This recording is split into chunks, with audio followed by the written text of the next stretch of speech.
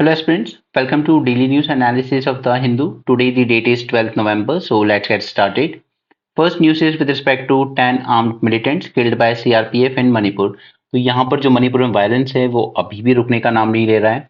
ये पॉलिटिशियन से लेके सिक्योरिटी फोर्सेस तक और प्लस आपस में, ठीक है, ये लड़ाइयाँ एज इट इज चली जा रही हैं। ठीक है, इसकी हम बात कर चुके हैं about the Kuki communities, about the Meitei communities, so we are not going into that. Let's come to this. UN raises alarm as climate talks kick off in Azerbaijan. Now you know that COP29 is going on in Baku, Azerbaijan. ठीक है, और ये conference है किसकी? ये है climate change की, United nation climate change convention. ठीक है, उसकी बात हो रही है यहाँ पर। और ये सब कहाँ से निकले थे? As you know by this time Rio summit हुआ था 1992 में, वहां से तीन चीजें निकली थी, CBD, convention of biological diversity. आज हम इसकी भी बात करेंगे क्योंकि इसकी भी जो कॉन्फ्रेंस अभी हुई है COP16, उसमें क्या क्या इश्यूज डिस्कस हुए हैं हम वो भी बात करेंगे आज ही। और दूसरा CCD डेजर्टिफिकेशन, ये सेकंड बॉडी थी, और तीसरी थी हमारी ये क्लाइमेट चेंज वाली। ठीक है, तो इस पे ज्यादा फोकस रहता है वर्ल्ड का, एंड बायोडाइवर्सिटी पे थोड़ा कम फोकस रहता है। तो उसके आउटकम्स डिस्कस करेंगे। जो लेटेस्ट कॉन्फ्रेंस हुई थी उसकी, काली कोलंबिया में, और दूसरा यहाँ पर हमें अजरबैजान में चल रही है क्लाइमेट चेंज की COP29।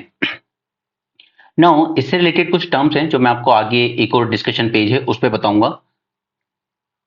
Okay, this is COP29 in Baku, Azerbaijan. अब मैंने अजरबैजान के बारे में आपको बताया था कि ये खुद अपने यहाँ पर ऑयल और गैस प्रोडक्शन को और बढ़ाने की बात कर रहा है, but at the same time आप कॉन्फ्रेंस भी ऐसी जगह कर रहे हो जो कंट्री खुद क्लाइमेट को लेकर उतना ज्यादा सीरियस नहीं है। इस पे प्लीज एक आर्टिकल आया था जो हमने डिस्कस किया था कुछ दिन पहले। Then 2024 is on track to break new temperature records. Now 23 के बारे में मैंने आपको कुछ बातें बहुत अच्छे से याद कराई थी। For example, it was the warmest year till now 2023, right? And then 84 days ऐसे थे जब टेम्परेचर ने 1.5 डिग्री को ब्रीच कर दिया था। 4 डेज ऐसे भी आए जब 2 degree over pre industrial level, इसको भी हम ब्रीच कर चुके थे, राइट?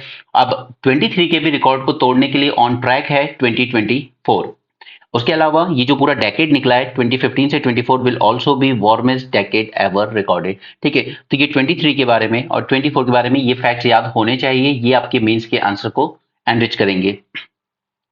यहाँ पर मेन फोकस क्या रहेगा? जो बायोडाइवर्सिटी की कॉन्फ्रेंस में मेन कंटेंशन रहा ना, वही क्लाइमेट चेंज में भी वही कंटेंशन है, and that contention is climate financing. World Meteorological Organization का डेटा बताता है that current global warming is about 1.3 degree higher than the average of previous 10 years. अब मिस्टर ट्रम्प के आने से ये जो इलेक्शन जीते हैं उसको लेकर वैसे ही कुछ डाउट्स क्रिएट हो रहे हैं, क्योंकि ट्रम्प ही थे जिन्होंने पेरिस क्लाइमेट की डील से अमेरिका को बाहर निकाल दिया था। Now being the largest emitter, carbon dioxide carbon emitter, तो ये बहुत इंपॉर्टेंट हो जाता है। और technology wise end fund wise America is very important अगर हम क्लाइमेट की किसी भी नेगोशिएशन को फॉरवर्ड ले जाना चाहते हैं। बट ट्रम्प का फर्स्ट जो टेन्योर था उसमें उन्होंने सीरियस नहीं लिया था इसको, उन्होंने कहा था ये सब फालतू की बातें। ओके, तो एक तो पहला कंसर्न वहां है। दूसरा, wars in West Asia and Ukraine. अब इस वॉर की वजह से होता क्या है? वॉर की वजह से पूरे वर्ल्ड को फेस करना पड़ता है इन्फ्लेशन। और जब महंगाई अपने देश में बढ़ रही हो, जॉब लॉसेस अपने देश में बढ़ रहे हो, इकोनॉमी स्लो डाउन हो रही हो, तो फिर आप एक्सपेक्ट नहीं कर सकते कि डेवलप कंट्रीज ऐसी कंडीशन में डेवलपिंग कंट्रीज के लिए कोई फंड अरेंज करेंगी, राइट? तो ये जो तीन सिनेरियो हैं, मिस्टर ट्रम्प का आना and war in Ukraine and West Asia, these could impact the increasing climate finance and agreeing on the rules around it. Next is, many hope that this COP will see agreement on the new collective quantified goal on climate finance. Now, what are these? Kyoto के under में $100 billion का fund बनाया गया था, right? जिसमें develop countries पैसे देंगी किसको? डेवलपिंग कंट्रीज को। उसी फंड को एक नया नाम दिया गया है new collective quantified goal on climate finance, या फिर NCQG। ठीक है, उसी फंड का ये नाम है। अब इसमें कितने बिलियन ऑफ डॉलर रखे जाएंगे, क्या डेवलप कंट्रीज एग्री होंगी उसके लिए नहीं, यही यहाँ पे डिस्कशन चल रहा है बाकू में। The talk aim at increasing the current 100 billion a year climate target to help developing nations address worsening climate impacts and reduce dependency on fossil fuel। ठीक है, तो इसका गोल यही है कि ये जो $100 बिलियन क्योटो के अंडर में था, इसको और फर्दर इंक्रीज किया जाए, जिसको अब नाम दिया गया है NCQG। ऑलराइट, चलिए आगे चलते हैं। ये सब चुनाव वगैरह चल रहे हैं। यहाँ पर एक डैम न्यूज़ में था, एक्चुअली डैम नहीं है, रिजर्वॉयर है, ठीक है, मट्टूपेटी डैम।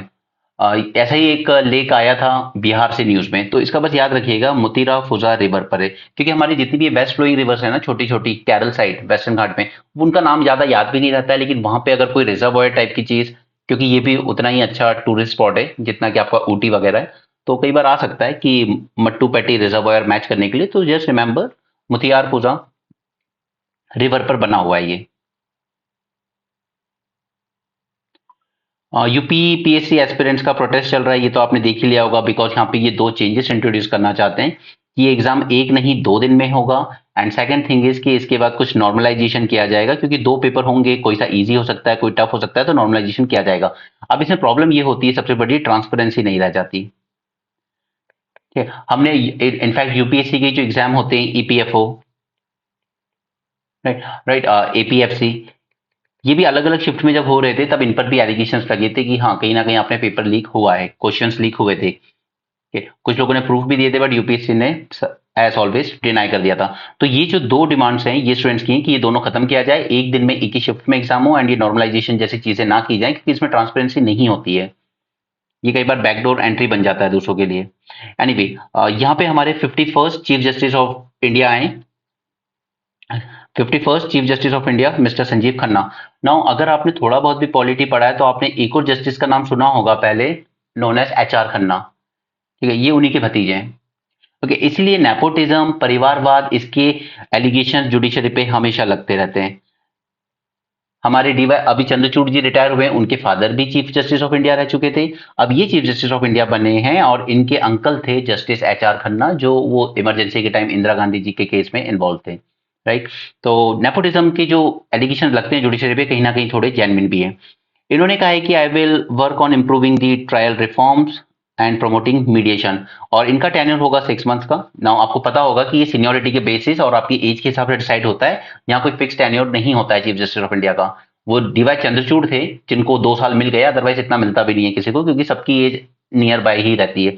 तो इनका रहेगा 6 मंथ का, उसके बाद ये रिटायर हो जाएंगे और फिर कोई न्यू आएंगे। एनीवे, यहाँ पे जब रिफॉर्म्स की हम बात करते हैं जुडिशरी में, तो कुछ इंपॉर्टेंट रिफॉर्म्स जो बहुत जरूरी है। फर्स्ट इज कि हमारे यहाँ पर काफी सारे अंडर ट्रायल्स हैं, ऑलमोस्ट 67% जो हमारे यहाँ प्रिजन में रह रहे लोग हैं वो अंडर ट्रायल्स हैं, क्योंकि उनकी जो बेल है वो नहीं हो पाई है, दो दे आर एलिजिबल। तो यहाँ पर बेल नॉर्म्स इंप्रूव करने होंगे, ताकि अंडर ट्रायल्स रिड्यूस किए जा सकें। This is the first thing जिसपे हमें वर्क करना होगा। तो बेल को लेकर मैंने आपके साथ प्रॉपर डिटेल में डिस्कशन किया है मेंस 450 में, क्योंकि ये मैं आपको ये वो टॉपिक्स बता रहा हूँ जो जुडिशरी से क्वेश्चन आने के चांसेस हैं। Just don't rely on Laxmikanth for mains, pre के लिए तो ठीक है, बट मेंस के लिए लक्ष्मीकांत का नॉलेज होना जरूरी है, बट अल्टीमेटली उन टॉपिक्स को टारगेट किए जिनके आने के चांसेस ज्यादा हैं। दूसरा है, आपका इंपॉर्टेंट टॉपिक बनेगा ऑल्टरनेट डिस्प्यूट रेजोल्यूशन, जिसे हम मीडिएशन वगैरह कहते हैं, ठीक है, क्योंकि हर चीज कोर्ट में नहीं सॉल्व हो सकती है। अगर मीडिएशन के थ्रू हो जाए तो कोर्ट में केसेस नहीं आएंगे ज्यादा, और पेंडेंसी नहीं होगी इतनी ज्यादा, वरना वो अपील पे अपील, तारीख पे तारीख चलता रहता है। नेक्स्ट एक और इंपॉर्टेंट टॉपिक बनता है आपका, जस्ट अ सेकंड, मींस के लिए, that is called as prison reform. ओहो, give me a minute. Alright, एक और हमारा इंपॉर्टेंट टॉपिक बनता है मेंस के लिए, प्रिजन रिफॉर्म्स। ठीक है, इस पे हम बहुत जल्द बात करेंगे। Next is about the efficiency of judiciary itself, that is pendency of cases. क्यों हमारे यहाँ इतनी ज्यादा पेंडेंसी है, इस पे हम ऑलरेडी एक सेशन कर चुके हैं मेंस 450 प्लस में। और ये पेंडेंसी ऑफ केसेस या इनएफिशिएंसी जो है जुडिशरी की, उसके पीछे सबसे बड़ा रीजन है पुलिस। जब तक हम पुलिस रिफॉर्म्स नहीं करेंगे, क्योंकि अगर पुलिस ने प्रॉपर इन्वेस्टिगेशन नहीं किए, उसने अच्छी स्ट्रॉन्ग चार्जशीट फाइल नहीं किए, तब तक जज जजमेंट नहीं दे सकता, पॉसिबल ही नहीं है। अगर क्लियर एविडेंसेस नहीं है, क्लियर इन्वेस्टिगेशन नहीं हुई है, चार्जशीट प्रॉपर नहीं बनाई गई है, तो वो नहीं होगा। इसलिए मैं हमेशा कहता हूं, जब भी आप जुडिशियल रिफॉर्म की बात करते हैं, तो पुलिस रिफॉर्म का पॉइंट उसमें जरूर ऐड कीजिएगा, बिकॉज पुलिस रिफॉर्म के बिना जुडिशियल रिफॉर्म नहीं हो सकते, दैट इज इम्पॉसिबल। वरना ये पेंडेंसी ऑफ केसेस इसी तरीके से बढ़ती रहेगी। ओके, तो ये 4-5 टॉपिक्स हैं, या ये तो मेंस में आने का आपका पॉइंट है, वो ठीक है, लेकिन ये 4-5 इश्यूज हैं जिन पे कोई भी चीफ जस्टिस ऑफ इंडिया हो, वो हर बार बात तो करता है कि मैं इन पे वर्क करना चाहता हूं, इनमें इनमें इंप्रूवमेंट करना चाहता हूं, बट ये प्रॉब्लम एज इट इज बनी हुई है, कितने ही चीफ जस्टिस आए और कितने ही गए। देखिए 2 साल जब चंद्रचूड़ जी को मिले थे तब लोगों को लगा था कि कुछ बेटर होगा, क्योंकि 2 साल काफी होते हैं अगर आप कोई चेंज दिखाना चाहते हो। और एक और इंपॉर्टेंट चेंज होता है कि हम टेक्नोलॉजी को ज्यादा इम्यूलेट करना चाहते हैं जुडिशरी में। बट अगेन सिर्फ बातें हो गई, कभी कभी कुछ केस ऐसे आ जाते हैं जिसपे वीडियो कॉन्फ्रेंसिंग के थ्रू हो जाता है। बट ये जो इतने सारे अंडर ट्रायल्स हैं, इनके लिए कुछ ना कुछ आपको करना होगा। जो उतनी टाइम से अपनी केस का इंतजार कर रहे हैं जितनी लंबी तो उनको सजा भी नहीं होनी चाहिए। जैसे चोरी का एग्जांपल लीजिए, 3 महीने की सजा होती है, बट कई बार इनकी ट्रायल ही चलती रहती है 3-3 साल। ओके, चलिए आगे चलते हैं हम। आज 3 इंपॉर्टेंट टॉपिक्स हैं हमारे पास, हम उन पे बात करेंगे। नो, अभी हमारी टीम इंडिया के कोच हुआ करते थे कुछ टाइम पहले, संजय बांगर, क्रिकेटर भी रहे हैं, पहले इंडिया की तरफ खेले। उनके बेटे ने अपना जेंडर चेंज कराया है, अब वो लड़के से लड़की बन गया है। तो उसी को लेकर इशू है कि जो गे हैं, बाइसेक्सुअल्स हैं या लेस्बियंस हैं, इनको लेकर काफी ज्यादा सेक्सुअल वायलेंस इनको फील करना पड़ता है। Okay, there is a high prevalence of sexual violence against the gay bisexual man across 6 cities. तो ये इन्होंने एक सर्वे कराया। नो, जब जेंडर ट्रांसप्लांट की बात आती है ना, तो रिमेंबर कि आपको ऐसी मेडिसिन दी जाती है कि 18 साल तक आपकी प्यूबर्टी रोकी जाती है। आपकी प्यूबर्टी नहीं होने दी जाती 18 साल तक, जो कि इलॉन मस्क की एक बेटी है, उसने भी कराया है। तो ये जो मेडिसिन आती हैं, ये 18 साल तक आपकी प्यूबर्टी को रोक के रखेंगी, क्योंकि 18 साल के पहले आपकी सर्जरी हो नहीं सकती जेंडर चेंज वाली। ठीक है, और अगर एक बार आपकी प्यूबर्टी आ गई तो फिर वो सर्जरी करना और मुश्किल हो जाता है। राइट, इसलिए कुछ मेडिसिन के थ्रू पहले आपकी प्यूबर्टी को रोका जाएगा 18 साल तक, उसके बाद वो सर्जरी परफॉर्म की जाती है जिससे आपका जेंडर चेंज किया जाता है। यहाँ पर ये सब सिर्फ सर्वे हैं। That is 78% of gay man and 44% of bisexual man have face some sort of violence, and those in high income group were 83% less likely to face any violence in comparison to those from low income groups. अब ये है, high societies में लोग मानते हैं कि ठीक है, उनके यहाँ ये चीजें थोड़ी एक्सेप्टेबल रहती है। जैसे बॉलीवुड में we all know few people, ठीक है, जिनके नाम नहीं लेंगे यहाँ पर। ठीक है, तो हाई इनकम ग्रुप्स में आपको इस तरह के वायलेंस कम देखने को मिलते हैं, बट इनके अगेंस्ट लो इनकम ग्रुप में, क्योंकि वो ज्यादा एक टैबू माना जाता है कि ही इज अ गे और ही इज अ लेस्बियन और व्हाट। ठीक है, उसी तरीके से हमारी एक और एथलीट हुआ करती थी, आई थिंक द्युति चंद नाम था, आई एम नॉट श्योर। ठीक है, उन्होंने भी अपनी फीमेल फ्रेंड से ही शादी की है। क्या ये सब चीजें इंपॉर्टेंट है? ये 2 टॉपिक हमारे लिए सबसे इंपॉर्टेंट हैं, जिसमें will financial roadblocks continue to hinder conservation efforts. यहाँ पे हम बात करेंगे कन्वेंशन ऑन बायोलॉजिकल डाइवर्सिटी, और इसकी जो अभी लेटेस्ट कॉन्फ्रेंस हुई है at Cali, which was known as COP16। ठीक है, ये हुई थी कोलंबिया में। राइट, और दूसरा, a guide to COP29 climate change jargon, ये चल रहा है अभी बाकू में। तो let me explain both these issues in detail. ठीक है, 10 मिनट्स में हम लोग इसको जानेंगे पूरा।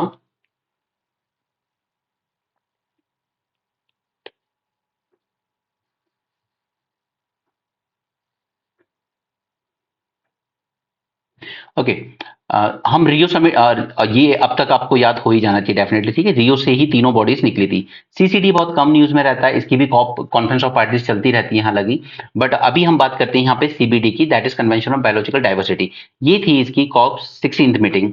ओके, काली कोलंबिया में हुई थी। यहाँ पे की डिस्कशन जो हुए वो हुए थे क्योंकि पिछले साल हमने एक ज्वाइन किया था, कन्मिंग मॉन्ट्रियल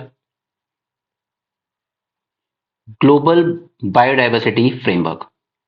राइट, ये लास्ट ईयर साइन हुआ था। इसी की इम्प्लीमेंटेशन को लेकर यहाँ पे ज्यादा बात हुई, क्योंकि यहाँ पे हमने टारगेट तो रख लिया बहुत बड़ा, कि हम टारगेट रखते हैं कि हम लोग एवरी ईयर $700 बिलियन इन्वेस्ट करेंगे बायोडाइवर्सिटी कंजर्वेशन में बाय 2030। ठीक है, और इस $700 बिलियन में से $30 बिलियन एक्सक्लूसिवली आप प्रोवाइड करेंगी कौन? Develop countries. राइट, लेकिन अब इस कॉन्फ्रेंस ऑफ पार्टीज में जब मनी की बात हुई, तो कंट्रीज ने प्लेज कितना किया एग्जैक्टली exactly? अनाउंस तो बहुत बड़े किए थे लास्ट ईयर, लेकिन इन्होंने प्लेज किया है जस्ट $163 मिलियन। ठीक है, इतना बड़ा अमाउंट हमने रखा था अपने सामने, लेकिन आया सिर्फ इतना सा। अब इसमें भी सबसे इंपॉर्टेंट यहाँ पे एक जो डिस्कशन हुआ वो हुआ इंडिजिनस एंड लोकल कम्युनिटीज को लेकर। क्योंकि बायोडाइवर्सिटी कंजर्वेशन की जब बात आती है तो हम लोग हमेशा कहते हैं कि जो लोकल कम्युनिटीज हैं या जो वहाँ की इंडिजिनस ट्राइबल कम्युनिटीज हैं, इनको इनका पार्टिसिपेशन बहुत जरूरी है। राइट? तो पूरा फोकस यहाँ पे किया गया कि हमें ये जो इंडिजिनस पीपल हैं, लोकल कम्युनिटीज हैं, इनका इन्वॉल्वमेंट चाहिए इन protection, the involvement in conservation of biodiversity. ठीक है, तो यहाँ पर ये जो एग्रीमेंट साइन हुआ है उसको लेकर एक परमानेंट बॉडी स्टैब्लिश की जाएगी। एक परमानेंट बॉडी बॉडी बनाई जाएगी and it will include the indigenous people, right. इनका रिप्रेजेंटेशन बढ़ाया जाएगा इस परमानेंट बॉडी में। ये अब सबसे बड़ा इशू आया था फंडिंग का, तो यहां पर एक सेपरेटली काली फंड की बात की गई है, या कैली फंड कह लीजिए, ठीक है, जहां पे हुई है उसी के नाम पे रखा गया है। यहां पर डोनेशन की बात की गई है कि जो मेजर कॉर्पोरेशंस हैं, ठीक है, specially in to sectors, one is pharmaceutical sectors, क्योंकि ये बहुत ज्यादा एक्सप्लॉइट करते हैं बायोडाइवर्सिटी को दवाइयां बनाने में, और दूसरा बायोटेक्नोलॉजी। इन दोनों सेक्टर्स में पर्टिकुलरली जो कॉर्पोरेशंस इन्वॉल्व हैं, इनसे इनको जो भी बेनिफिट मिलते हैं फ्रॉम द जेनेटिक रिसोर्सेज, वो बेनिफिट से आपको इस फंड में कंट्रीब्यूशन करने होंगे, राइट। और दूसरी बात की गई थी about the one health approach. One health approach is nothing but हम लोग हॉलिस्टिक अप्रोच की बात कर रहे हैं, कि सिर्फ ह्यूमन हेल्थ की बात नहीं कर रहे हैं, यहाँ पे एनिमल, प्लांट्स, जितनी भी स्पीशीज हैं उन सब की, क्योंकि एक की हेल्थ खराब होगी तो दूसरे पे इंपैक्ट होगा। आज इंसानों में आने वाली सबसे ज्यादा बीमारियां कहां से आ रही हैं? जानवरों से आ रही है, राइट। नेक्स्ट बात की गई थी यहाँ पे रोल ऑफ टेक्नोलॉजी की, ठीक है, स्पेशली जैसे जेनेटिक इनोवेशन, कुछ स्पीशीज जो ऑलमोस्ट एक्सटिंक्शन हो चुका है जिनका, या नियरिंग एक्सटिंक्शन है, तो उनको हम लोग क्या कर रहे हैं, हम लोग जेनेटिक्स के थ्रू हम उनको दोबारा रिवाइव करने की कोशिश कर रहे हैं, राइट। हालांकि उसमें पोटेंशियल रिस्क है, बट उसके बाद भी बात की जा रही है कि टेक्नोलॉजी इसमें कुछ कर सकता है। उसके बाद जो कन्विंग मॉन्ट्रियल ग्लोबल बायोडाइवर्सिटी फ्रेमवर्क था, उसने अपने सामने गोल क्या रखा है? उसने कहा है कि हम 30% वर्ल्ड के land as well as oceans को कंजर्व करेंगे by 2030। But the problem is कि ये आपने बात तो कर ली under Kunming Montreal global biodiversity framework, but उतनी फंडिंग आपके पास आई नहीं कि आप अपना इतना बड़ा ऑब्जेक्टिव अचीव कर सकें, ठीक है। इसके अलावा एक और सबसे बड़ा जो इशू आता है कि हर कंट्री को अपने बायोडाइवर्सिटी, जैसे हमने वहां पे आईएनडीसी सबमिट किए थे क्लाइमेट चेंज में, उसी तरीके से हमें यहाँ भी सबमिट करने पड़ते हैं, सभी कंट्रीज को सबमिट करने पड़ते हैं अपने national biodiversity strategy and action plan, ठीक है। ये सबमिट करना होता है हर कंट्री को। कुछ कंट्रीज ने इसके साथ ही सबमिट कर दिए, कुछ ने कहा है कि हम बाद में सबमिट करेंगे, बट ये आप सबमिट तो कर सकते हो प्लान, लेकिन प्रॉब्लम आती है इनकी मॉनिटरिंग एंड एनफोर्समेंट में, कि बायोडाइवर्सिटी एक ऐसी चीज है जिसको ट्रैक करना इतना आसान नहीं है कि आपने वाकई कंजर्वेशन में कुछ एफर्ट्स लगाए भी हैं या नहीं लगाए। इन्होंने यहाँ पे बात तो की है कि हम कुछ एक्शंस लेंगे, ठीक है, टाइम बाउंड मैनर में उनको अचीव करने की बात करेंगे, बट उसमें इतना कुछ है नहीं, ठीक है। उसको उसको मॉनिटर करना या एनफोर्स करना उतना आसान नहीं होता है, ठीक है। तो ये सारी चीजों की बात हुई थी आपकी सीबीडी में। ऑलराइट, अब नेक्स्ट हम लोग चलते हैं, ये जो हमारा दूसरा टॉपिक है क्लाइमेट चेंज, ठीक है, उससे रिलेटेड UNFCCC, ये एक बॉडी है जिसमें करीब 200 से ज्यादा कंट्रीज पार्टिसिपेट करती हैं, ठीक है। ये इसमें लगभग सभी पार्टिसिपेट करती हैं। इसकी पहली जो कॉन्फ्रेंस ऑफ पार्टी हुई थी वो हुई थी 1994 में, और अभी जो हुई है वो हुई है लेटेस्ट COP29। यहाँ पे यहाँ पे मेन चीजें जो निकल के आई उसमें सबसे इंपॉर्टेंट था न्यू कलेक्टिव क्वांटिफाइड गोल, ठीक है। ये पूरा है कि हम कितना फाइनेंस मोबिलाइज कर सकते हैं, वो $100 बिलियन का था। हालांकि ऑनेस्टली वो भी मैट नहीं किया डेवलप कंट्रीज ने, बट उनका कहना है कि हमने कर दिया है, ठीक है। तो इस फाइनेंस को इसको हम लोग और ज्यादा इंक्रीज कर सकते हैं या नहीं कर सकते हैं। दूसरा, जो हर कंट्री के नेशनली डिटरमिन्ड कॉन्ट्रीब्यूशन हैं, इनको अपडेट करने का टाइम आ गया है। तो कुछ कंट्रीज ने अपडेट कर दिए हैं और कुछ अगली बार अपडेट कर देंगी, ठीक है। हालांकि उनको अभी February 25 तक ही जमा करना होता है। और अब दो टर्म है यहाँ पर, global warming and climate change. No, tell me, is there any difference between global warming and climate change? Yes there is. कि ग्लोबल वार्मिंग की जब हम लोग बात कर रहे हैं, यानी कि हम एक्सक्लूसिवली अपना फोकस कहाँ रख रहे हैं? टेम्परेचर पर, कि पूरे अर्थ का एक एवरेज टेम्परेचर कितना होना चाहिए, कहाँ तक रोकना है। बट जब आप क्लाइमेट चेंज की बात कर रहे हो तो ये और ज्यादा ब्रॉड टर्म है। यहाँ पर ग्लोबल वार्मिंग इसी का एक पार्ट है, बट उसके अलावा उस ग्लोबल वार्मिंग के इफेक्ट्स, ठीक है, एक्सट्रीम वेदर इवेंट्स, ये सब इसमें आ जाता है जब हम बात करते हैं क्लाइमेट चेंज की। जबकि ग्लोबल वार्मिंग की जब बात हो रही है तो सिर्फ फोकस टेम्परेचर पे रहता है, ओके।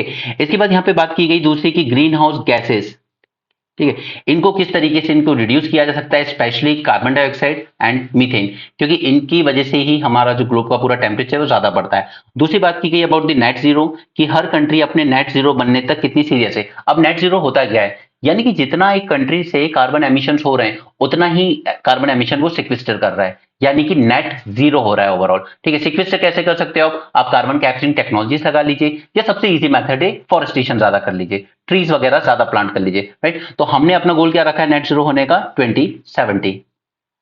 ओके, इसके अलावा एक लॉस एंड डैमेज फंड बनाया गया था लास्ट ईयर, हालांकि उसमें प्लेज कितना आया, जस्ट $800 मिलियन। ओके, तो वो भी उतना ज्यादा सफिशिएंट नहीं होने वाला है।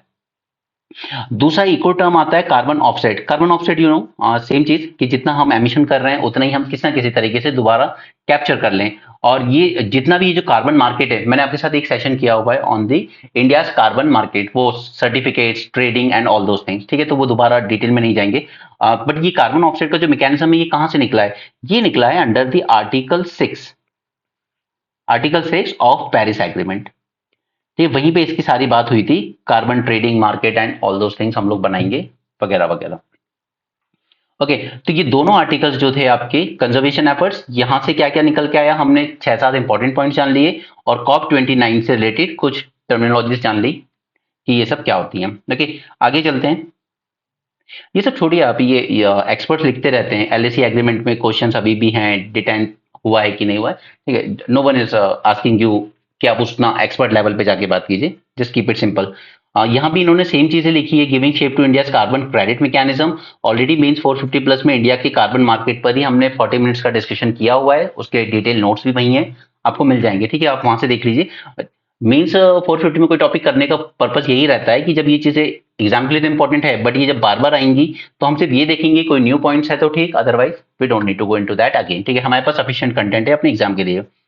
Next is ending discrimination prison.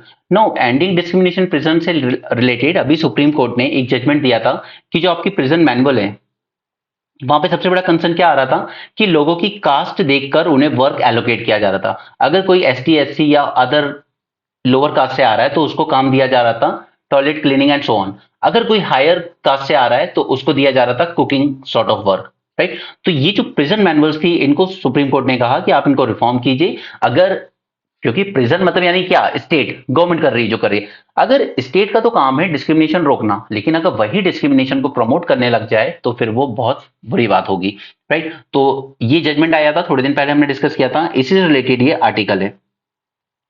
On October 3, Sukanya Shanta versus Union of India 2024 reaffirmed the principle of non-discrimination in Indian prison.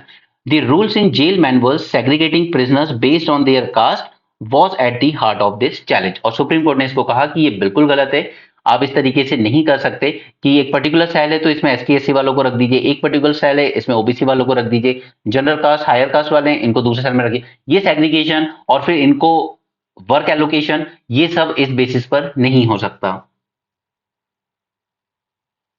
Just a second.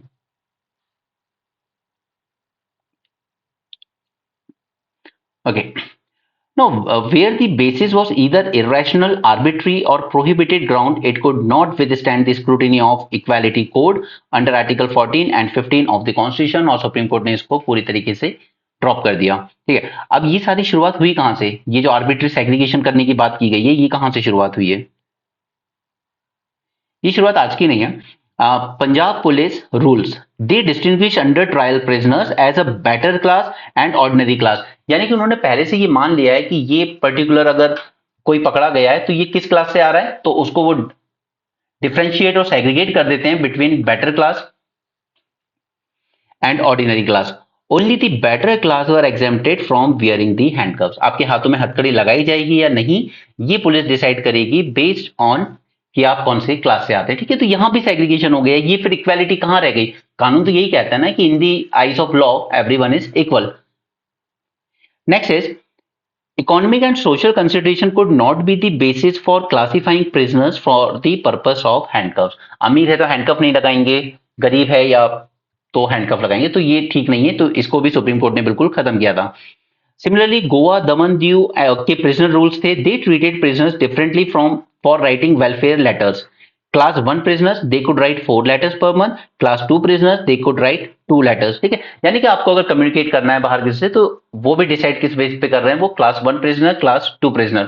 इसको भी अनरीजनेबल एंड डिस्क्रिमिनेटरी पाया कि ये फ्रीडम ऑफ एक्सप्रेशन को इक्वली प्रोवाइड नहीं कर रहा है सबको।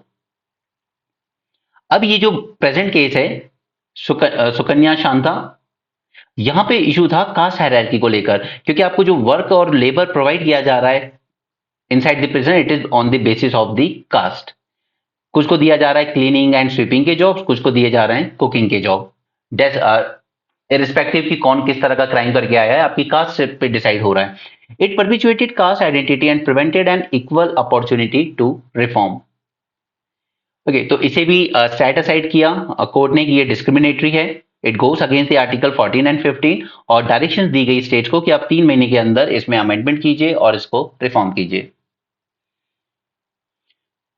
ओके, नाउ अब एक और क्वेश्चन उठता है, वो है पॉलिटिकल प्रिजनर्स। आपने अगर भगत सिंह पे बेस्ड कोई मूवी भी देखी होगी तो उसमें उन्होंने जब भूख हड़ताल की थी उनके साथियों ने, तो उन्होंने यही कहा था कि वी आर पॉलिटिकल प्रिजनर्स। ठीक है, हमें ऑर्डिनरी प्रिजनर्स की तरह ट्रीट ना किया जाए। ठीक है, we have certain basic rights, we are political prisoners.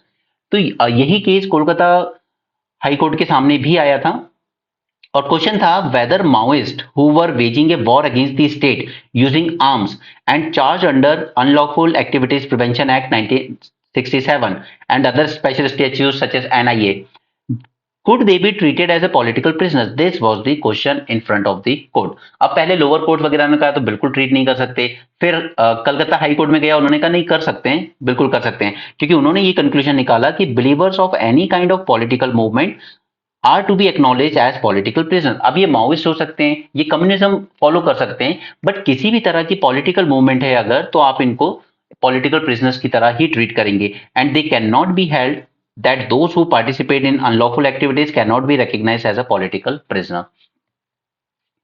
Okay, क्योंकि जो पॉलिटिकल प्रिजनर का आपको क्लासिफाई कर दिया गया है, तो आपको कुछ एमिनिटीज मिलती हैं such as chair, table, light, iron cot, mattress, pillow, blanket, mirror, and they are entitled to services such as cooking, service of barber, writing material, newspaper. यही सब भगत सिंह ने डिमांड किया था ना उस टाइम पर कि हमें न्यूज़पेपर दिया जाए पढ़ने को, हमें राइटिंग मटेरियल दिया जाए। उसमें उन्होंने कई लेटर्स भी लिखे, गांधी जी को भी लिखा था एक लेटर, वो अभी आपके दिल्ली के म्यूजियम में रखा हुआ है। Okay, these facilities are part of the basic human rights to which every prisoner ought to be entitled. अब यहाँ पे सिंपल सा है कि अगर ये दो तरह का सेग्रीगेशन है कि हम ये सारी एमिनिटीज और फैसिलिटीज प्रोवाइड करेंगे पॉलिटिकल प्रिजनर्स को और बाकी को नहीं करेंगे, तो बेटर है कि आप ये जो फैसिलिटीज है इन्हीं को मैं अगर थोड़ा सा चेंजेस कर दो तो ये डिस्क्रिमिनेशन ही खत्म हो जाए। ठीक है, because all these are basic basic amenities ना। थोड़ा सा चेयर, टेबल, मैट्रेस, पिलो वगैरह अगर आप दे रहे हो तो ये कोई बड़ी बात तो नहीं है। ठीक है, तो इस सेग्रीगेशन को ड्रॉप कर दो ताकि ये क्लासिफिकेशन ही खत्म हो जाए। It suggested that state administration relook into the classification of prisoners and provide basic amenities to all. A slight improvement in the living condition of prisoners in itself would erode the classification. ठीक है, ये classification का matter ही खत्म हो जाएगा यहाँ। So while Supreme Court recent judgment did away with the caste discrimination inside the prison, incorporating basic amenities in prison by suitably amending the Model Prison Manual 2016 will not only blur other distinction but will also ensure a minimum dignified life inside prison. Now see, ये जो model prison manual है ना, ऐसा नहीं है कि मैं आपको ये पढ़ा नहीं सकता, बट इसका मुझे इतना रेलेवेंस नहीं दिखता कि ये डायरेक्टली कभी आपसे पूछी जाएगी। बस आपको ये पता है ना कि ये स्टेट प्रिजन क्योंकि स्टेट लिस्ट का मैटर है, राइट। तो यहाँ पर जो भी चेंजेस होंगे वो स्टेट गवर्नमेंट ही कर सकती है। सेंटर ज्यादा से ज्यादा एक मॉडल दे सकता है कि इस तरह के अमेंडमेंट्स कर लीजिए अपने यहाँ, सुप्रीम कोर्ट डायरेक्शन दे सकती है, बट अल्टीमेटली करना तो स्टेट गवर्नमेंट्स को है। हमारे प्रिजन कुछ नहीं है, इनफैक्ट अब तो शायद ठीक हो गई है कंडीशन थोड़ी, बट एक टाइम तो ऐसा था कि एक ठीक ठाक इंसान भी अगर जेल गया है तो वो अंदर से और हार्डकोर क्रिमिनल बन के निकलता था। एएमयू, नो इस मैटर को मैं आपको एक बार में यहीं पे पूरा क्लैरिफाई कर दूंगा कि आखिर इसका मैटर क्या है पूरा। अब देखिए, हिस्ट्री जब आप पढ़ते हो ना तो यहाँ पे आपको एक राइटर हुआ करते थे, डब्ल्यू हंटर। ठीक है, इन्होंने कहीं 1870s के अराउंड एक किताब निकाली, इंडियन मुसलमान। उस किताब में इन्होंने कहा कि 1857 का जो रिवोल्ट हुआ था इसके लिए ब्रिटिशर्स ने ज्यादा जिम्मेदार माना मुस्लिम्स को, कि यही नवाब थे, यही राजा हुआ करते थे, मुगल्स एंड अदर्स, और इनकी लीडरशिप थी, तो इनको ज्यादा फिर सब्जुगेट किया गया, इनको ज्यादा क्रश किया गया मुस्लिम्स को फॉर नेक्स्ट 20-30 ईयर्स। और बाय 30 ईयर्स लेटर ये बुक निकल के आती है डब्ल्यू हंटर की, इंडियन मुसलमान, और इसमें ये बताया जाता है कि मुस्लिम बहुत बैकवर्ड रह गए हैं। अब इस टाइम तक सर सैयद अहमद खान ठीक है। सर सैयद अहमद खान काफी सेकुलर आदमी थे, वो अच्छी बातें किया करते थे कि आप सब लोग एक हवा में सांस ले रहे हो, आप सब लोग एक ही पानी पी रहे हो, तो फिर फर्क क्या है हिंदू मुसलमान में? राइट? दोनों का ये कहना था कि आप लोग जमीन में ही जाओगे अल्टीमेटली, आपकी शरीर एक जैसे हैं सब कुछ। तो यहां तक वो सेक्युलर थे। बट जब ये बुक निकल के आई तब उनको ये रियलाइज हुआ कि यार हम मुस्लिम्स दो चीज, अब देखिए इस टाइम तक कुछ आपने नाम भी पढ़े हैं और उसके अलावा भी काफी हैं। ठीक है, इन लोगों ने इंडियन सिविल सर्विस तक क्रैक किया था। राइट? जैसे आपके टैगोर फैमिली से आए थे, उसके बाद फिर और भी मॉडरेट लीडर्स आए, इन सब ये उस लेवल का एजुकेशन ले चुके थे, कई थे जो फॉरेन में पढ़ाई भी कर रहे थे। तो सर सैयद अहमद खान को ये रियलाइज हुआ कि कहीं ना कहीं मुस्लिम्स एजुकेशनली एंड जॉब में, ठीक है, इनका रिप्रेजेंटेशन बिल्कुल नहीं है, हम लोग पीछे रह रहे हैं इस वजह से। तो इन्होंने मुस्लिम्स को कहा कि देखिए आपको जरूरत है मॉडर्न एजुकेशन की, ये रिलीजियस एजुकेशन ये सब ठीक है अपनी जगह, पढ़िए कोई दिक्कत नहीं, लेकिन मॉडर्न एजुकेशन के बिना आपको जॉब नहीं मिलेगी ब्रिटिश एम्पायर में। और अगर जॉब नहीं मिली, ठीक है, ना एजुकेशन है ना जॉब है, तो फिर आप और ज्यादा पीछे रह जाओगे, फिर आपको बहुत ही छोटे काम करने पड़ेंगे। तो सर सैयद अहमद खान ने यहाँ पे ब्रिटिशर्स की मदद से एक यूनिवर्सिटी स्टैब्लिश की, that is Anglo Mohammedan university. Right? यहां पर ये स्टैब्लिश होती है, लेकिन अब क्योंकि ये ब्रिटिशर्स की मदद से हुई थी, ठीक है, 1876 के अराउंड ये स्टैब्लिश हो रही है, फिर 1885 में क्या बन रहा है, इंडियन नेशनल कांग्रेस, 1885 में। अब यहां पे सर सैयद अहमद खान की मजबूरी बन गई ब्रिटिशर्स के हाथ की कठपुतली बनने की, कि देखिए आपने तो मुसलमानों के लिए यूनिवर्सिटी मांगी, हमने बनवा दी, अब ये जो आईएनसी है इसको आप कहिए कि this is a Hindu body. और सर सैयद अहमद खान, जिनकी मुस्लिम्स में अच्छी खासी फॉलोइंग हुआ करती थी, जो ऑलमोस्ट एक डेकेड पहले तक सेक्युलर इंसान थे, बहुत बड़े लीडर माने जाते थे, उन्होंने इसको क्रिटिसाइज करना शुरू कर दिया और उन्होंने मुस्लिम से अपील की कि आप इंडियन नेशनल कांग्रेस से दूर रहिए, हमारी भलाई ब्रिटिश एम्पायर में ही है। ठीक है, एजुकेशन एजुकेशन वाइज या जॉब वाइज ये हमारे लिए बेनिफिशियल है, आप एजुकेशन पे ध्यान दीजिए और ये पॉलिटिकल मूवमेंट से दूर रहिए। और यहीं से मुस्लिम्स और हिंदू का डिवीजन तेज हो गया। राइट? क्योंकि आपने हमारे देश से ही ऐसे लीडर खड़े कर दिए जो बात कर रहे थे कि हिंदू के इंटरेस्ट अब मुस्लिम के इंटरेस्ट से अलग है, और ब्रिटिशर्स का डिवाइड एंड रूल की पॉलिसी ने यहां से और ज्यादा स्पीड पकड़ी, जो कि 1909 में जाकर जब शिमला डेलीगेशन जाता है, शिमला में आगा खान का डेलीगेशन, ठीक है, फिर उसके बाद 1909 के एक्ट में आप सेपरेट इलेक्टोरेट दे देते हो मुस्लिम्स को, और वहां से फिर ये खाई बढ़ती चली गई हिंदू मुस्लिम की। ठीक है, लेकिन इसकी सारी शुरुआत जो हुई थी वो हुई थी एक बुक से जो लिखी थी डब्ल्यू डब्ल्यू हंटर ने, इंडियन मुसलमान। तो अब यहां से हम आते हैं कि आखिर ये मैटर क्या है इसका पूरा। पहले थोड़ा केस के बारे में जान लेते हैं।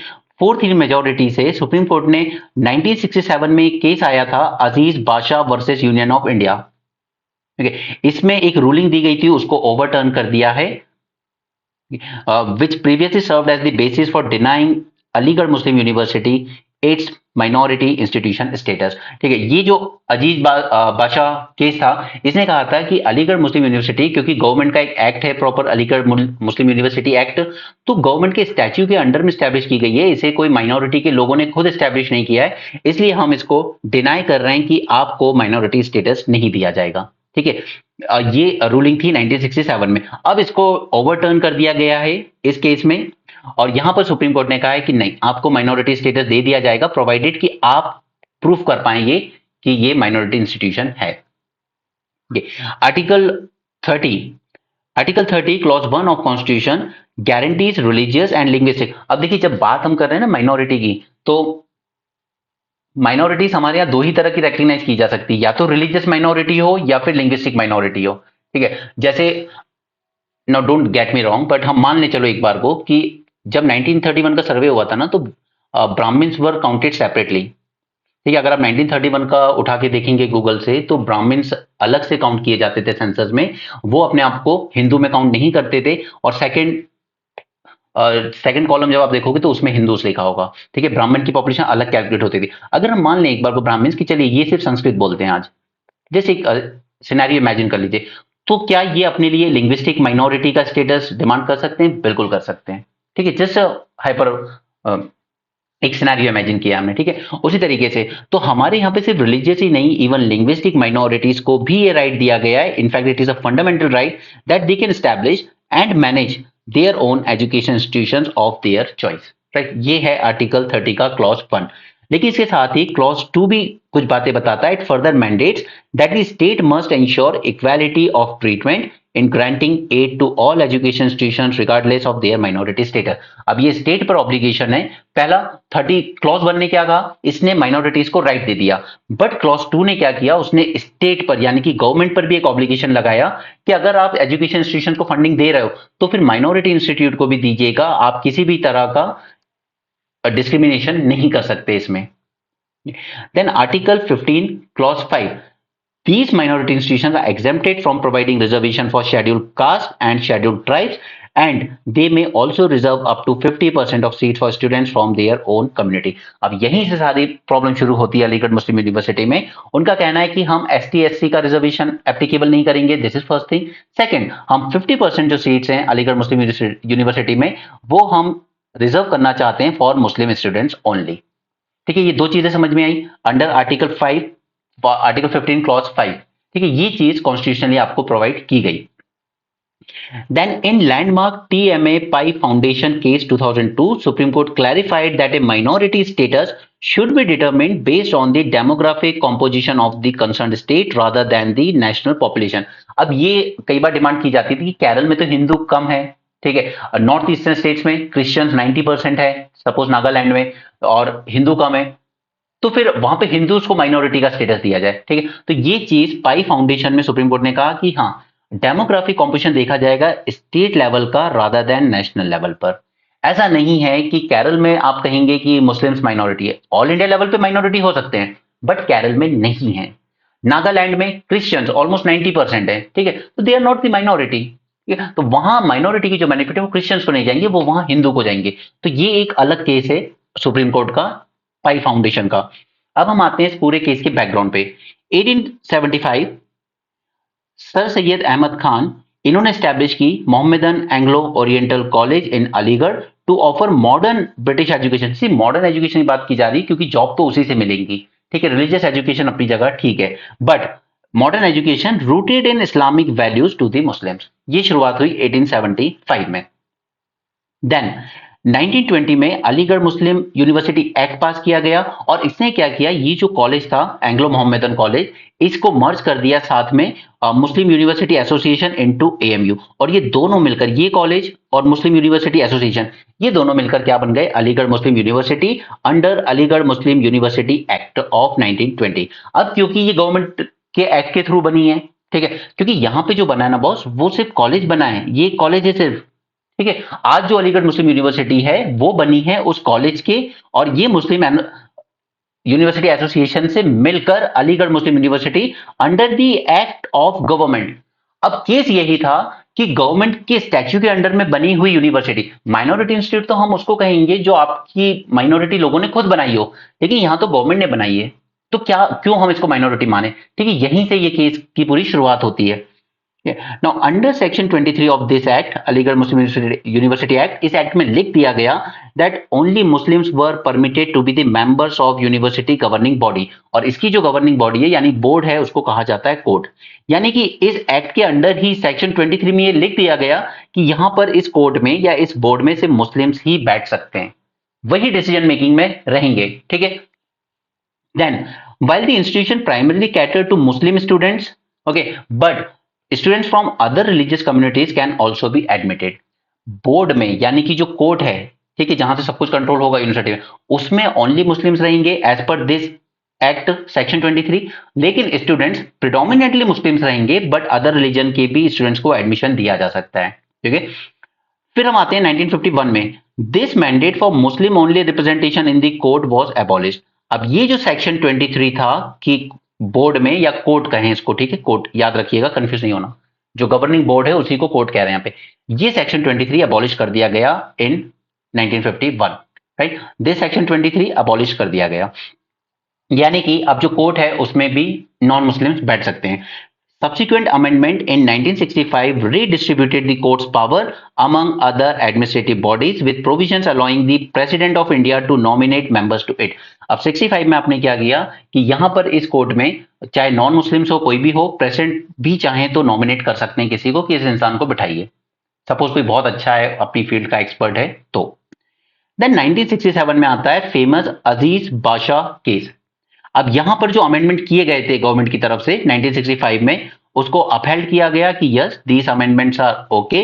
और रीजन क्या दिया गया कि जो अलीगढ़ मुस्लिम यूनिवर्सिटी है, it was neither established not administered by the Muslim minority since it has been established through its central legislation, that is Aligarh Muslim University Act 1920। तो यहां पर सुप्रीम कोर्ट ने इस अजीज बादशाह केस में क्या कहा, जिसको अब ओवरटर्न कर दिया गया है, कि यहां पर सेंट्रल गवर्नमेंट के एक्ट के थ्रू स्टैब्लिश की गई है, ये कोई माइनॉरिटी के लोगों ने स्टैब्लिश नहीं की है, इसलिए हम इसको माइनॉरिटी का स्टेटस नहीं दे रहे हैं इन 1967। यहां तक बात क्लियर हो गई। नाउ इसकी वजह से वाइड स्प्रेड प्रोटेस्ट शुरू हो गए, ultimately leading to an amendment of AMU act in 1981 which officially recognized the university minority status. अब इस अजीज बादशाह केस को ओवरटर्न करने के लिए 1981 में गवर्नमेंट ने एक अमेंडमेंट पास किया कि हम माइनॉरिटी स्टेटस प्रोवाइड कर रहे हैं अलीगढ़ मुस्लिम यूनिवर्सिटी को थ्रू सेंट्रल एक्ट, क्योंकि सेंट्रल एक्ट के बेसिस पर ही कोर्ट ने स्टेटस छीन लिया था, ठीक है। लेकिन अब गवर्नमेंट ने इसको अमेंडमेंट करके दोबारा दे दिया 1981।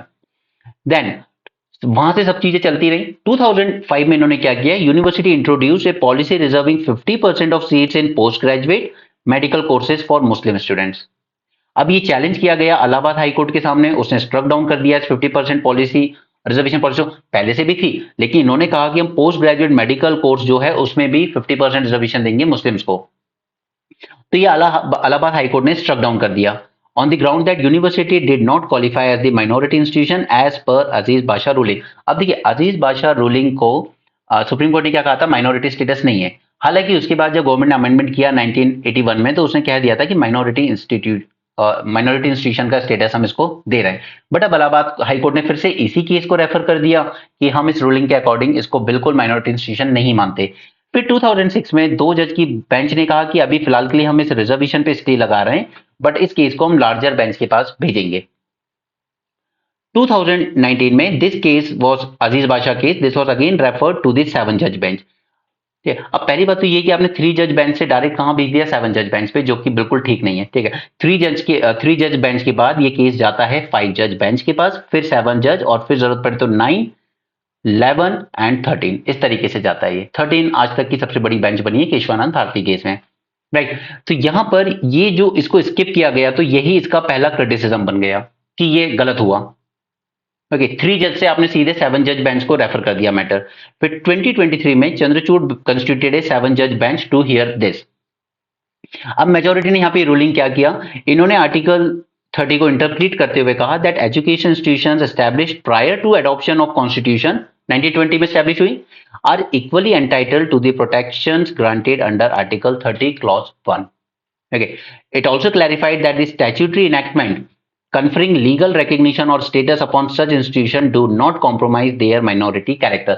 Just because कि ये पार्लियामेंट के द्वारा एक्ट ला के स्टैब्लिश किया गया, तो इससे इसका माइनॉरिटी स्टेटस कॉम्प्रोमाइज नहीं होता। ओके, बट प्रोवाइडेड कि इस यूनिवर्सिटी का मेन पर्पस क्या हो, to benefit the minority community. Okay. Now, further they said that an institution does not forfeit its minority character simply because its administration is no longer vested with the community. क्योंकि administration में इन्होंने क्या कहा कि जो court है, governing board, ठीक है, उसको तो अबॉलिश कर दिया गया, लेकिन उसके बाद भी क्या कहा गवर्नमेंट ने कि प्रेसिडेंट चाहे तो यहाँ पे नॉमिनेट कर सकते हैं कुछ बाहर के लोगों को, चाहे वो दूसरे रिलीजन से भी हो। तो कोर्ट का ये कहना है कि जस्ट बिकॉज कि अब यहाँ पे मुस्लिम के अलावा दूसरे लोग भी बैठे हैं, इट डजंट मीन कि यहां पर उसका माइनॉरिटी कैरेक्टर डायल्यूट हो जाता, नहीं होता। एक माइनॉरिटी इंस्टीट्यूशन को रन करने में भी नॉन मुस्लिम्स रह सकते हैं या नॉन माइनॉरिटी कम्युनिटी से आने वाले लोग रह सकते हैं। Community might appoint individuals from outside the community to help the administrative affairs, particularly secular education. अब जैसे मेडिकल कोर्स चल रहा है, वहां अगर आपको अपनी कम्युनिटी में नहीं मिल रहा है कोई उसके लिए सुटेबल कैंडिडेट, तो दूसरी कम्युनिटी से बिठा लीजिए। ठीक है, so majority overturn the long standing Aziz Basha ruling and it clarified that owners, अभी भी जो रिस्पॉन्सिबिलिटी है वो इंस्टीट्यूट भी रहेगी। The owners rest on the concern religious और linguistic minorities to demonstrate that the educational institutions were primarily established for the benefit of their community to qualify for protection under Article 31. Recognizing an institution as one of the national importance, आपको कुछ साल पहले पता होगा India government लेकर आई थी institution of national importance. ठीक है, तो अगर आप ये स्टेटस भी दे रहे हो किसी यूनिवर्सिटी को, दैट डजंट मीन कि इसका माइनॉरिटी स्टेटस अब नहीं रह जाएगा, ये नेशनल इंस्टीट्यूट हो गया, होगा, हो जाए, डजंट मैटर, बट फिर भी उसका माइनॉरिटी कैरेक्टर डाइल्यूट नहीं होगा, ये कोर्ट का ओपिनियन है। तो इस तरह के पॉइंट्स आपको एग्जाम में डाल दिए जाते हैं प्रीलिम्स में, और ये दिक्कत हो जाती है हैंडल करने में। ओके, एक और important point, they also refuse to assign any weight to either the provision of religious instruction और prominence of religious building such as Saint Stephen college है, एमयू में मॉस्क है, in determining an institution minority status. कल को कोई ये नहीं कह सकता कि देखिए यहाँ तो ये तो चर्च बना हुआ है यूनिवर्सिटी में या मॉस्क बना हुआ है तो ये तो माइनॉरिटी का इंस्टीट्यूट होना चाहिए। तो कोर्ट का यही कहना है ये सब कोई बेसिस नहीं होता इसका। ओके, तो ये पॉइंट्स याद रखिएगा, क्योंकि अगर कॉमन सेंस से सोचोगे एग्जाम हॉल में बैठ के तो लगेगा कि हाँ ये तो शायद जरूरी है, ठीक है, कि रिलीजियस इंस्ट्रक्शन के लिए जो बिल्डिंग है वो भी थोड़ा उसी रिलीजन को रिफ्लेक्ट करना चाहिए, तो ऐसा कुछ नहीं है। कुछ क्रिटिसिज्म की बात करें इसको लेकर, तो first is conferring such a recognition after nearly a century would amount to historical revisionism. अब हम लोग हमेशा बात करते हैं रिविजनिस्ट, जो लोग कहते हैं कि चलिए पुराने काल में वापस चलते हैं, जैसे आजकल लोग कहते हैं, ठीक है, रिविजनिस्ट टाइप का कि हमारा वैदिक काल बहुत अच्छा था, वैसे रहना चाहिए, वैसी चीजें फॉलो करनी चाहिए, वरना सिस्टम अच्छा था। नहीं, ये सब बकवास बातें। क्रिटिक्स का यही कहना है कि ये रिविजनिस्ट टाइप की चीजें मत करो, ठीक है। ऑलमोस्ट एक सेंचुरी बाद 1920 में एक्ट आया था, ठीक है, तब बात की गई थी इसको माइनॉरिटीज इंस्टीट्यूशन बनाने की, आपने दोबारा उसको वही स्टेटस दे दिया, तो ये रिविजनिस्ट टेंडेंसी अच्छी नहीं है। Second is the lack of constructive discussion among the जजेस ऑन द बेंच, क्योंकि यहाँ पे जो डिसेंटिंग जजेस हैं तीन, ठीक है, चार ने तो ओके किया, तीन ने डिसेंट किया, इनका कहना है कि हमें पूरा ड्राफ्ट ही तैयार करके बहुत लेट दिया गया, इस पे सफिशिएंट डिस्कशन हुए नहीं थे जजेस के बीच। हालांकि अभी ये 7 जज बेंच के थ्रू आया है, तो ये दोबारा चैलेंज होगा, अब ये 9 जज बेंच के पास जा सकता है, ठीक है। तो ये कोई फाइनल डिसीजन नहीं है, बस आपको एक बार समझना है कि ये पूरी हिस्ट्री क्या है इसकी। Initial support from a minority community does not automatically grant an institution minority status, particularly if the actual control vests with the government. ठीक है, तो ये जो इसकी पूरी हिस्ट्री है ये मैंने आपको बता दी है, इसको लेकर मैं आपको शॉर्ट नोट्स टेलीग्राम ग्रुप में डायरेक्ट पोस्ट कर दूंगा। ये आई डेंट गॉट टाइम कि मैं आपको अलग से बनाऊं इसके नोट, ठीक है। इसकी पूरी हिस्ट्री आप, आई होप आपको क्लियर हो गई होगी कि अजीज बादशाह केस क्या था, उसने कैसे कोर्ट की पावर खत्म की, ठीक है, उसको अबॉलिश किया। उसके बाद फिर 1981 में गवर्नमेंट ने वापस से स्टेटस दे दिया माइनॉरिटी का, 2006 में वापस चैलेंज हो गया, रिजर्वेशन होल्ड पे डाल दिया गया, और उसके बाद अब अजीज बादशाह केस को पूरी तरीके से रिवर्स कर दिया गया। ओके, देन आगे चलते हैं। इन सब में कुछ नहीं है, ये एशियन डेवलपमेंट बैंक इंक्रीज करेगा फाइनेंस, क्लाइमेट फाइनेंस, तो ये सब माइनॉर छोटी छोटी बातें हैं। अच्छा, ये हमारे इंडियंस के लिए कोई ज्यादा अच्छी खबर नहीं है। एक तो जो अनस्किल्ड या लो स्किल्ड जॉब्स हैं, खासकर सऊदी और कुवैत में, ये कह रहे हैं कि इसको तो हम लोग अभी के लिए तो बर्दाश्त करेंगे जो माइग्रेंट्स कर रहे हैं, लेकिन हम लोग ज्यादा से ज्यादा ऑटोमेशन की तरफ मूव करेंगे, तो हमारे यहाँ से काफी सारे जो वर्कर इन दो कंट्रीज में काम करने जाते हैं उनकी जॉब इंपैक्ट होगी। दूसरा ये कह रहे हैं कि जो हमारे खुद के लोग हैं हम उनको हाईली स्किल्ड करेंगे, अप स्किल करेंगे, ताकि जो दूसरी माइग्रेंट्स आके काम कर रहे हैं, जैसे बैंकिंग सेक्टर में काफी लोग दुबई में काम करते हैं इंडिया के, तो ये उन सब के लिए अच्छी न्यूज नहीं है। ऑटोमेशन वहां के सेमी स्किल्ड, लो स्किल्ड हमारे इंडियंस की जॉब खा जाएगा, और जब ये अपने खुद के लोगों को अप स्किल करने की बात कर रहे हैं, तो जो हमारे हाई स्किल्ड या मिडिल स्किल लोग भी वहां पे काम कर रहे हैं बैंकिंग सेक्टर या फाइनेंस कंपनीज में, उनकी जॉब्स पर भी इंपैक्ट पड़ेगा। ठीक, तो स्किल्ड हो या अनस्किल्ड, दोनों ही केस में ये लोग अपने खुद के लोकल लोगों को ज्यादा प्रमोट करने की कोशिश कर रहे हैं। They may fill locals in the skill jobs handled by the migrants, जो जॉब अभी माइग्रेंट कर रहे हैं वो जॉब इनके खुद के लोकल लोगों से ये करवाना चाहते हैं। Indicating further loss of jobs for Indian workers in West Asian countries, Kuwait and Saudi Arabia found that high-skilled jobs may also soon get affected as the local workforce undergoes further upskilling. The reliance on expatriate labor, particularly low-skilled jobs, will persist unless substantial automation initiatives are implemented in the two Gulf Cooperation Council member countries. Okay, तो हमने अपने लोगों को अभी Israel भेजा, Japan भेजा, तो ठीक नहीं है। अब खुद के लोगों को अपने यहाँ जॉब देना शुरू कर दो, ज्यादा बेटर है। अच्छा, यहाँ पे चाइना को लेकर हमेशा न्यूज आती है। अब देखिए, ऊपर है नॉर्थ अमेरिकन कॉन्टिनेंट, नीचे है साउथ अमेरिकन, ठीक है। साउथ अमेरिकन कॉन्टिनेंट हमेशा से बैकयार्ड माना जाता है यूएसए का, ठीक है, कि यहाँ की जो कंट्रीज हैं ब्राजील और अदर, वो सब कहीं ना कहीं यूएसए के ही ज्यादा क्लोज हैं। बट वहां पर जो कंट्री है सबसे कॉर्नर में पेरू, ठीक है, वो पेरू माना जाता है copper giant. Peru world second largest copper exporter. अब ये याद रखिएगा, कई बार ऐसे सिंपल से क्वेश्चन आ जाते हैं, जैसे कोबाल्ट पे आ गया था लास्ट ईयर। ओके, तो ऐसे क्वेश्चन याद रखिएगा। Peru is world second largest copper exporter, is set to host Asia Pacific economic corporation leaders including the Chinese person also, ठीक है, जी जिनपिंग। और ये यहाँ पे इनॉग्रेट करेंगे एक न्यू पोर्ट को, ठीक है। और चाइना जितने भी इन्वेस्टमेंट करता है ना रेलवे में या पोर्ट में, उसका सिंपल गोल रहता है कि मैं कैसे यहाँ के रिसोर्सेज को ज्यादा रॉ मटेरियल एक्सट्रैक्ट कर सकूं और अपने यहाँ ले जा सकूं।